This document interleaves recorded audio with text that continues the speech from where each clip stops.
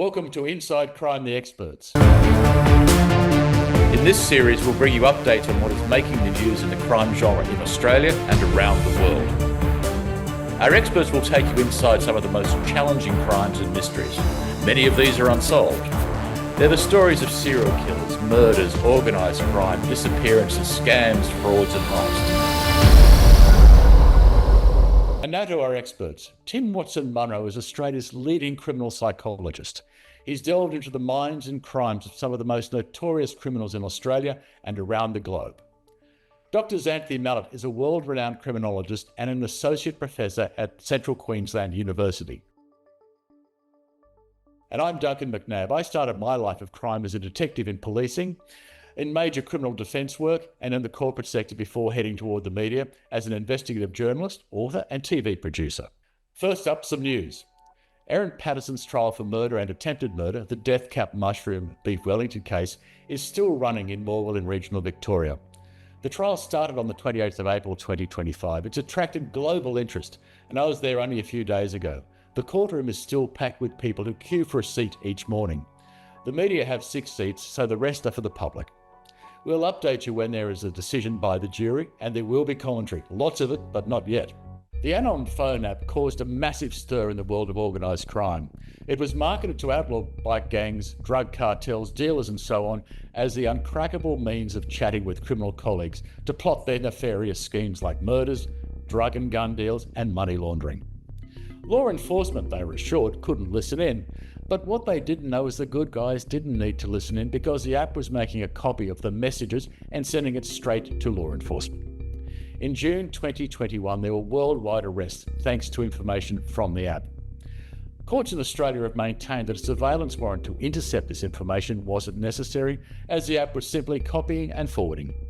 Inevitably, that case is now under consideration in Australia's High Court, where very expensive lawyers have argued that the listening in wasn't legal. Stay tuned, but win or lose, one thing is certain. The police won't be returning the drugs, guns and piles of cash they seized. We'll update you when the decision is in and the likely ramifications. And now to our last news item, and it's a blast from the past. A modern twist on the antics of Victorian England's Burke and Hare. These blokes had robbed graves and sell the bodies to medical schools for students to train on. Well, at the prestigious Harvard Medical School in the United States, morgue manager Cedric Lodge, who supervised the anatomical gifts program, has been convicted of trafficking human remains that had been donated to the school. Prosecutors said Lodge had, and I quote here, removed human remains, including organs, brains, skin, hands, faces, dissected heads and other parts, whatever that might be, from donated cadavers after they had been used for research and teaching purposes, but before they could be disposed of according to, quote, the anatomical gift donation agreement between the donor and the school. Now, if that's not creepy enough, Mr. Lodge then took these body parts home and, with his wife's assistance, sold them and pocketed tens of thousands of dollars. The remains were transported to places in Massachusetts, New Hampshire and Pennsylvania. Imagine being pulled over by police and trying to explain the contents of your esky. According to others arrested, many of the remains purchased from Mr. Lodge were resold for a profit. I've heard of a market in harvesting organs from the living, but from the dead, just plain weird. Mr. and Mrs. Lodge are both awaiting sentencing. Now to today's feature, the assassin or the hitman. In our last episode, we mentioned that 2025 was a milestone year for a number of high-profile cases, one of which was the disappearance of Mr. Rent-A-Kill, Christopher Dale Flannery, back in May 1985. Flannery is thought to have killed or attempted to kill over a dozen people, including undercover police officer Mick Drury, who luckily survived. Flannery was apparently a loving husband, a doting father, and a cold-blooded killer. As a coroner noted at the Flannery inquest, which featured an audience of high-profile crims wanting to hear the gossip and see if they got a mention, the key to Flannery's demise was held by former detective Roger Rogerson. So over to Tim and Xanthi. What makes these people, these assassins, tick? Money. They're driven by money. There's lack of empathy and sympathy and remorse. Yeah, which comes with all of that. There's different types, Duncan. There's the professional guys. There's the amateurs who want to get into the game for money. And we're seeing quite a bit of this now in Sydney. In fact, there was an article recently about why the police are worried, because there are more young punk types Hmm. wanting to make names for themselves by offering their services to kill people. But Zant's quite right. It's psychopathic behaviour, a lack of empathy, a lack of remorse. For these people, it's no different to swatting a fly. I've assessed a number of people over the years, allegedly hitmen. I'm not going to name them. For these people, it's generally about making a quid, making a name for themselves, and creating fear amongst the general population. Because, I mean, with Flannery, everybody knew he was rent-a-kill. It seemed as though the police were powerless to do anything. And I can remember one situation down here where a lawyer, now deceased, was extremely worried because he had heard that a contract had been put on him and Flannery was the man. And it took a lot of smooth talking, as I understand it, to unravel the confusion, if I could put it that way, and he backed off.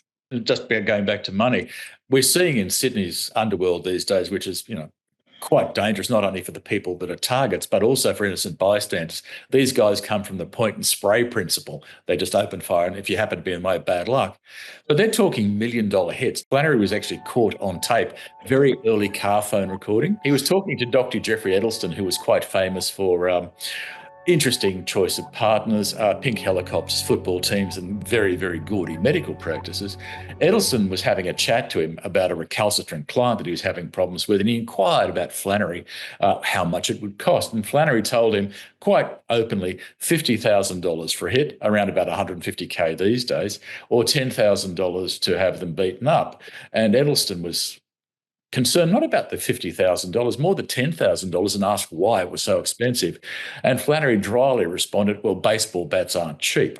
It's fascinating to see that the huge increase in prices for these damn things. But, it speaks to the profitability of their criminal nefarious activities. To humble folks such as us, $1 million is still a lot of money. But, when you're operating illicit drug enterprises where the turnover might be $1 million a week, you're giving up a week's wages to get rid of a problem and a competitor who's encroaching on your territory. It's not just drugs, of course, it's tobacco wars now. I wonder what the going rate is to burn down or firebomb a store, because there seems to be a lot of that happening these days. We've got the professional hitmen who would be not the spray and shoot type. They would be the planned, the practiced. They know what they're doing, right? They're less likely to leave evidence behind. They're less likely to have innocent bystanders involved. And then you've got the spray and shoot type, the ones who are burning down the tobacconists. I think they're much lower. And I think the motivation is probably that gang entry, making a name for themselves. They're probably earning less money, but they're a lot less skilled too. And other people are more likely to be caught literally in the crossfire. That level of professionalism has diminished. They're artisans. Yeah, exactly. As we've seen the gangs kind of spread. The problem with the lower pecking order people is that sometimes they bump off the wrong person. And there's been a few examples of this in Sydney and I think Melbourne in recent times where innocent people have been murdered. These amateurs killed the wrong person, wrong place, wrong time. So that's what happens with a lack of professionalism. The wrong people being kidnapped, the wrong houses being shot up. And I'm not saying there are right people to kidnap and houses to be shot up, but a misidentification of the target. Correct. Some random person, or they've moved out and somebody new's moved in, and that's not uncommon. We're hearing that quite a lot. Not uncommon in policing too, on occasions I recall as well, where cops have had a well-planned raid, burst through the door and realised it was the house next door. It does happen sometimes, even in well-planned people.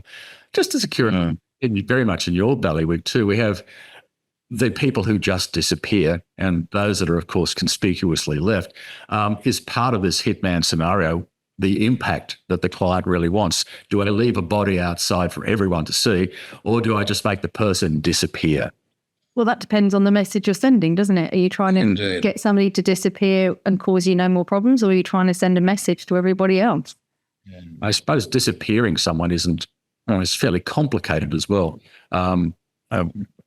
Chris Flannery, for example, was very successfully disappeared, presumably by Roger Rogerson and mates who more recently when they tried to disappear Jamie Gow, the young drug dealer that Rogerson shot. He did a terrible job on it, so maybe he contracted to someone else to get rid of Flannery.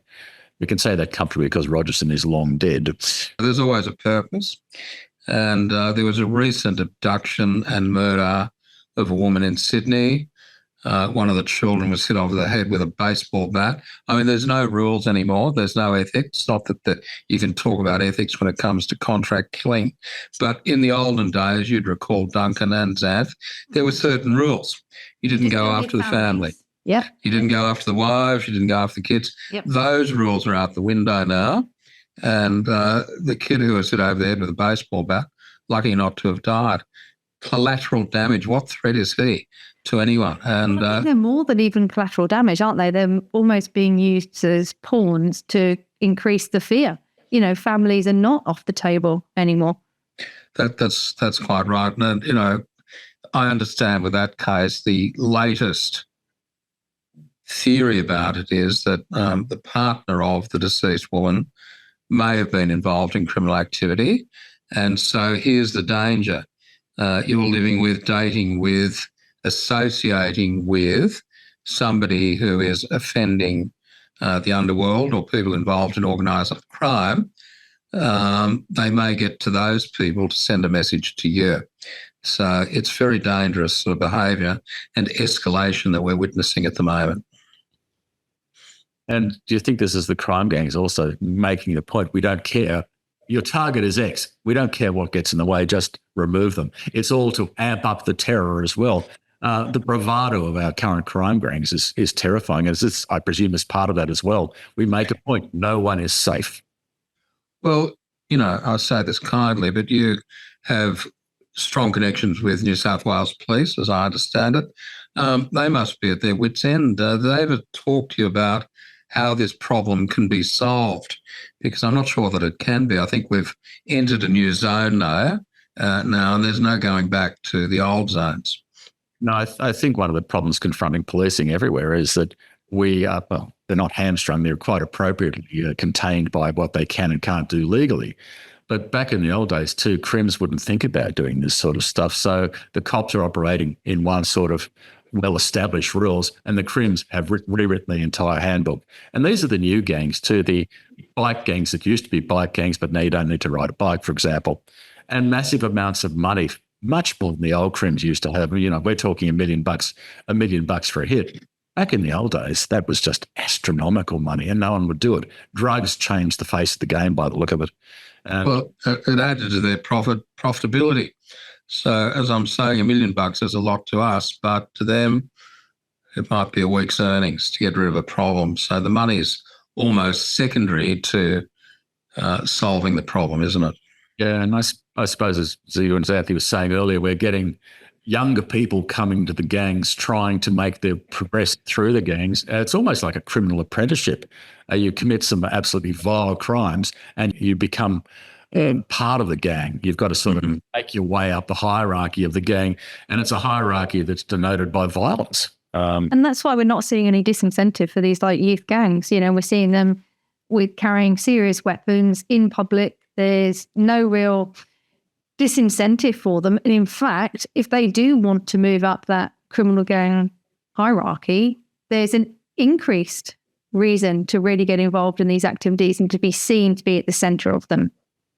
I suppose when you're dealing with teens who are radicalising, you look at one of the greatest assets we have is to divert them. Mm-hmm. But in crime gangs, I don't know where that diversion works there, because not only you've got the ideology of the gang, you've got the peer group pressure, you've also got the money and the lifestyle. Well, you've got to get to them before they get embedded in all of that. That's the problem. Once they're in it, and once you start incarcerating them, the younger they are, the more likely they're going to stay, and actually they increase the criminality. And it's very hard to get out of the gang if you try. There are consequences, because if you're not staunch, you're potentially a witness, so you're therefore potentially a target to these people. The bottom line is don't get involved at all. But I think it's also a rite of passage, isn't it? You know, the use of violence, I mean, at the apex, contract killing, of course, but other forms of violence are a rite of passage. And by committing a crime, it's harder for you to get out, because the gang has something on you too. And we've got to remember it's not easy for a lot of these young people and in these areas to avoid it. I mean, it's easy for us to say, sitting in our nice little homes, oh, well, just don't do that. But, you know, when this is your daily life, is these gangs are around you. And if you're not in it, that can also leave you very vulnerable. So, yeah, I think it's a very difficult problem to solve, and we're certainly not going to be able to just police our way out of it. What's always intrigued me, Duncan, in particular, because of your background, like with Flannery, everyone knew what Flannery was up to. Nobody did anything about it. How is it that there's this kind of separate set of rules for these people? I mean, sitting back, you would think if someone's suspected of being a hitman, somebody is known to have committed certain murders, the police would act upon it. But it's almost as though they act with impunity. What do you think about that? Yeah, the 80s in Sydney, particularly in Melbourne, I think to a similar extent, was one of the problems that you had so many corrupt coppers. And in the case of Flannery, the attempt on Mick Drury's life was sanctioned or organised, more to the point, by a serving New South Wales copper, Roger Rogerson. And the investigation into that, and I remember vividly because I was at Internal Affairs when it dropped, the investigation by a very senior copper into what happened in allegations that Rogerson was involved in getting Flannery on board. The investigation was conducted by one of Roger's mates. So they acted with impunity, I think, back in the old green light routine. It was just this bizarre period where the cops and crims were, on certain occasions, interchangeable. Mind you, at the same time, I met another killer around about that same time who was the exact antithesis of Flannery, incredibly low-key. I met him. He was introduced to me as a professional fisherman. And he was a fisher of men, dead one. He was. And he was introduced, for those of us old enough to remember, Tim Bristow. Tim, when we're having a chat, the bloke was affable, friendly, engaging. He caught lobsters. He had lobster pots everywhere. I didn't have a clue. Clueless kid. He goes away. Tim comes out and says, "You realise he's called the Chicken Man?" And I said, "What the hell does that mean, Tim?" "Oh, he's a professional killer. Puts a couple in the back of their heads, gets them out in his boat, puts a couple in their back of their heads, wraps them in chicken while weights it down and pushes them over the side. Great for the lobster pots." And this bloke, I'd never heard of ever since. There was whiffs that he was a genuine article, and we never saw him again, fortunately. But at the same time, you've got Flannery, who's on TV. He's strutting his stuff. You're right, everyone knows who he is, but no one does anything about him aside from possibly take advantage of his services. An utterly different time. What about the murder of Don Mackay? A lot of theories floating around there. Yes. Another untouchable. Mackay was a fascinating case, and no one ever got touched. I occasionally get, and I think it's Anthony, you may have got him as well at some point, a bloke who contacts every couple of years saying, "I know who did it." And then I have lots of them, Duncan. Yeah. All sorts of other. Every day. And you get these bizarre stories about it, but at the bottom line, I was really never going to find out about Donald Mackay, sadly. Or Colin Winchester, the federal police assistant commissioner, who was a bloke went to jail for a lot of years for his murder, and the bloke didn't do it. But someone else who had a vested interest in stopping the investigation, I think, into major drug trafficking. I suppose what comes down to where there's financial incentive to kill somebody, it's a relatively easy decision for some. Do you think it was those who were professional hits then? Yep. They were done very effectively. The person is there one moment and gone the next. Flannery, for example, was hiding out in an apartment building beside the police headquarters. Not a great... The Connaught, the Crook's Castle. And some wonderful people living there, I should add. He goes down one morning. He's paranoid and people are out to get him. Roger Rogerson, one of them, he goes down, he finds his trusty Valiant isn't working, so he hails a cab. He's picked up by a cab driver, former commercial pilot recently retired who'd spent his entire career in Papua New Guinea, which if you're a commercial pilot in Papua New Guinea and you survive, chances are you got good powers of observation. He remembers dropping Flannery at the airport to pick up a hire car, which Flannery did. He loved hiring cars when he was going to do a hit. And that's the last we see of Flannery. I still think scooped up by Rogerson and or Nettie Smith, and bang, bang, that's the end of it. Chris Flannery. Well, it's interesting method that was used. I was speaking some years ago to a guy who dodged a bullet from Benji, who was the Carl Williams crew hitman, ended up being killed by Mick Gatto. But his modus operandi was to let tyres down, and people would then get a jack out of the car. This particular bloke, astute like your fellow, happened to see the butt of a cigarette, the little red bit behind the bushes, and he realised that it was Vienneman waiting for him. And so he ran off into a house and he escaped being killed. But any trick in the book will do to get somebody immobilised, and then you just appear and pull a trigger. It's very simple to kill people, evidently, once they're there. Well, I think what we're seeing here is a bit of a change, isn't it? I think we've had a different mix. We've got different motivations by a lot of these people. And those old school hitmen, I think, are pretty much by the by now, aren't they? I don't know we're going to see many more of those really professional hits.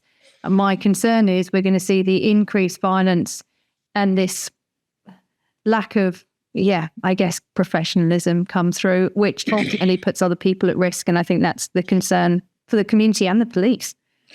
I agree with that, with a caveat that I think sometimes still there's been some very high-profile murders in Melbourne, by way of example, where the prevailing view is that the talent, if I could use that term, has been imported from another country. Yeah. They fly in, do the job. Fly in, fly out. And they get out. Yeah, FIFO.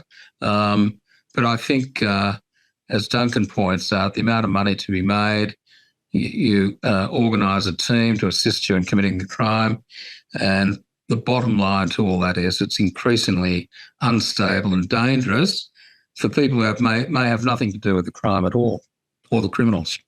Having been around for quite some time, it scares the hell out of me that we've gone from hits that were contained within the underworld to this new breed of people who just don't give a damn who gets in the way. We've moved into extraordinarily dangerous territory. And violent territory. Yeah, violent, profitable. And going back to what Tim said earlier, it's an incredible challenge for policing. And I just don't know if there's a fast response to these dreadful crimes. The thing I find extraordinary is that a lot of it's so brazen, broad daylight. There was a hit in Melbourne last year, I think, of a notorious standover guy. He was having a milkshake with a friend in the sort of northwestern suburbs of Melbourne, and these guys pulled up, usual modus operandi. Someone was out of the car, put some bullets in him, went to the other guy who got away, and they drove off, burnt the vehicle. And there's other people sitting around having their milkshakes. It's just, it beggars belief that this is able to happen now. Coming up in our next episode, Jack the Ripper. So many people have claimed to have solved this case, but the reality is they probably haven't. There's a lot of hot air and theories out there, and we'll take you on a guided tour through them and dismiss a few along the way, and maybe just add a suspect or two, based on credible investigation, I should add. Thanks, Anthony. Thanks, Tim. And thanks, everyone, for watching Inside Crime, the Experts. We'll be back soon with another interesting instalment. See you next time, and please like our channel and subscribe.